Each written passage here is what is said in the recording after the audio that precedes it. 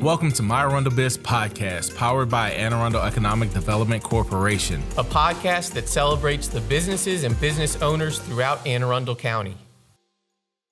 What are just a few of your top tips for either aspiring entrepreneurs who haven't started a business yet or people like you who have been in business? What's just some of your top advice for them?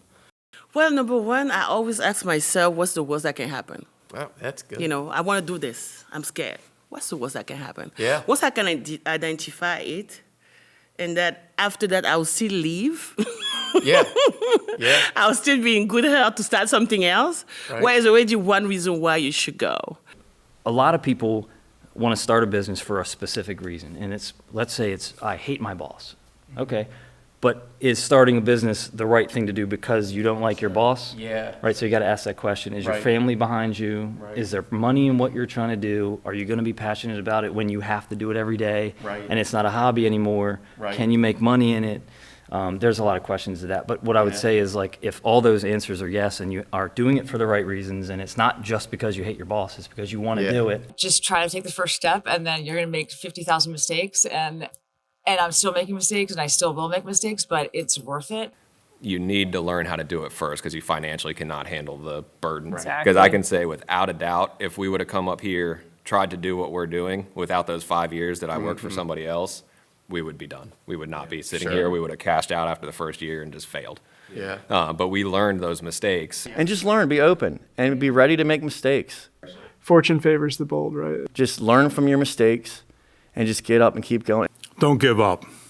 Just be ready to work, you know, because nothing comes easy. Everybody would do it if it was easy.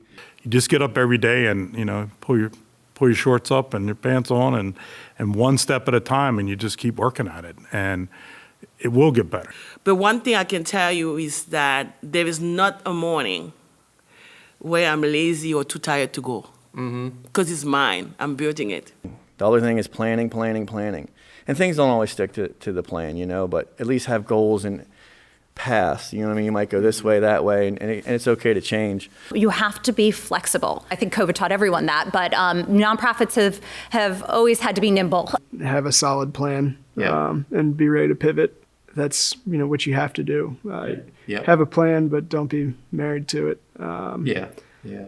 And, you know, you got to make your own options Yeah. in some sense. So I think you have to be flexible, and you have to try and kind of stay like one step ahead of, you know, not being able to do payroll, but still being open-minded about things and having kind of lots of different possibilities to kind of fall back on, but without losing your main driving, you know, your why or why you're doing the business. If you know you're working and you believe something's there and you truly believe what you're doing's working and you surround yourself with the right people, that's the other thing. Right. Is surround yourself with the right people. And that could mean different things to different people. It's just a positive environment and people that are just smarter than you. What I like probably the best about working there, and it's probably something that a lot of people in the office like, is the communication. So in our location, I'm walking around every day talking to everybody. We really do have a fantastic team,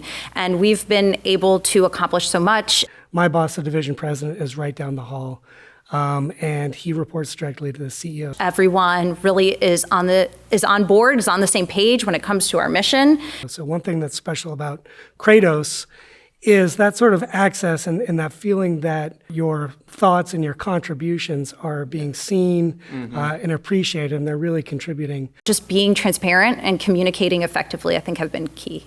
Just keep everybody, you know, collaborating and getting to know each other and knowing each other better. So yeah, it's something that I think is very special about our location. And lead by example. It's simple. It's really simple. It's just hard. Lead by example. Be ready to work. Surround yourself with the right people. And people preach this, but it's when and you don't realize it till you look back and you're like, man, that's a lot of what it is. Anne Arundel has so many resources, so many things that can catapult your business beyond. The number one advice is that return on investment on social capital. Don't be scared to reach out. If someone reaches out to you, don't be scared to respond to the email. Reach out to a business owner who's doing what you do. Unless you have something truly proprietary that no one else is doing, I feel like you're not reinventing the wheel. Like, your network will make your business survive, even in the hardest of times like COVID. Talk to each other, network, all that good stuff, because it's just, he lives in Anne Arundel, he works in Anne Arundel, let's do it. What I did, I called other people that run leagues in different parts of the country because there's little chance I'd ever be competing with them. And so a good friend says, hey, I know the guy that runs a major soccer league down in New Orleans. And so we chatted. He goes, here's what's worked, here's what doesn't, here's what I did, and things like that. I was like, it just clicked. And then, you reach out to them. Always try and maintain integrity in myself, in the company. For me and my service business, take care of your customers.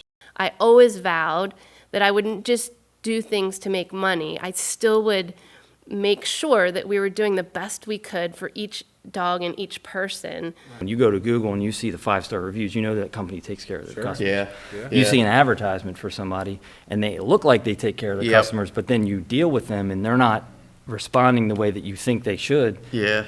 That's a no-brainer. Do what you say you're going to do, and you will be successful. My biggest tip would be for anybody who's like wanting to start any type of business, but I think farming especially, or any type of labor-intensive businesses, like, don't work too hard. Like, you have to enjoy it. Find some sort of balance. Right. All right. Probably in the beginning, more work than life, but make sure you have something in there to keep your sanity. Just keep in mind the passion will take you anywhere. Yeah. For the most part, I can look back and say I'm doing something that I enjoy doing. I'm doing something that makes me feel good. I'm doing something that people enjoy us doing. I mean, obviously, what we see is our customers enjoy it and support us so much. I enjoy opening companies. Mm-hmm. I enjoy selling stuff. I enjoy seeing people to enjoy what I do.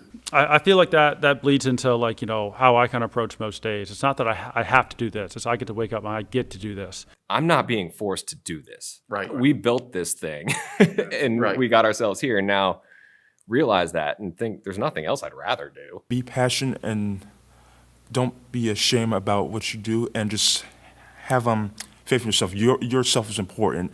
And if you're happy, you'll be happy with this business that you'll through, seriously. Even with autism, anything else you have or not, no matter what you go through, learn that never give up and just find your passion. You'll be happy with, I'm so sorry. You'll be happy with your product as long as you're happy with yourself. That's all that matters. Yep. Thanks for listening to and learning about another great local business on the My ArundelBiz Podcast. As a reminder, you can watch this episode, past episodes, and all upcoming episodes on YouTube and Facebook, or listen to them wherever you get your pod. And last but not least, be sure to follow us on Facebook, Instagram, and LinkedIn to stay up to date on the latest business and economic development news, events, and opportunities in Anne Arundel County and beyond.